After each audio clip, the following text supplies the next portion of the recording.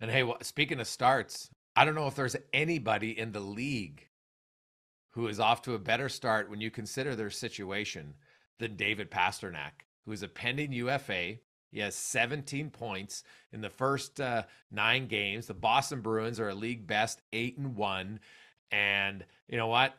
Like, everybody looked and said, okay, here's Gaudreau's contract, and here's the other ones. Where's Pastrňák come in? Well, if Pastrňák, who's been the four, and the difference between Pastrňák and Huberdeau and Gaudreau, Frank, is he scores way more goals, and goals are still more valuable than points because you're doing it your own. And Pastrňák had the 4th most goals in the NHL over the last 5 years, behind McDavid and Draisaitl and Matthews. He might be pushing for 11 million if he wants it. It feels like with each passing week, it's getting more expensive for Boston. And I wonder if there's any sort of thought in the back of Pastrňák's mind. I know everything's been cordial to this point, but the longer this goes on, like, what else do I need to show you? Right? Like, at what point does he say, you know what? I've taken the risk myself. Like, I'll just test free agency if you don't want to pay me. Oof.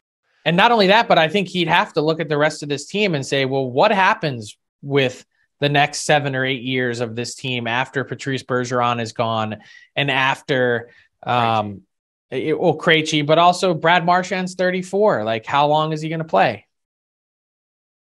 He's got obviously a few years left, but like, is he playing all 7 or 8 years of your contract?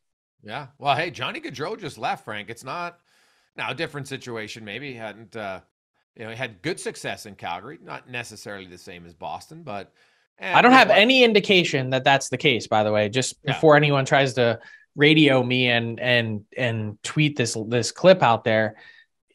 I have no indication that is even in the works. And by all accounts, with Pastrňák and the Bruins, the conversations have been really cordial and ongoing and near daily contact. It's not like they broke off talks or anything, but if I'm sitting there and I'm the player at a certain point, I'd be saying to myself, well, what else is out there? Well, it's always valid to think about it. Like, Steven Stamkos went right down to the wire a few years ago. It's not under, you don't have to sign, in November of your final year or anything. Sure, it's easier for some, but some players can handle it, Frank. And so, like, some players I've talked to, they don't like not having a contract before their final year. They just felt it weighed on them. And so every person is going to be different. Pastrňák is showing it doesn't bother him whatsoever, at least to start the season. And, the longer it goes, maybe he's like, well, hey, let's ride this bad boy out and see where we go. I just mentioned Ryan O'Reilly and the fact that he has 1 point in 7 games.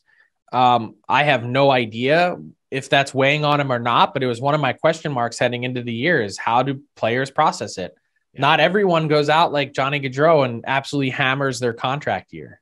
No. Some guys are underwhelming. And look, O'Reilly's had some good games. Think back to the game in Edmonton when he shut down the Oilers and was a big part of it.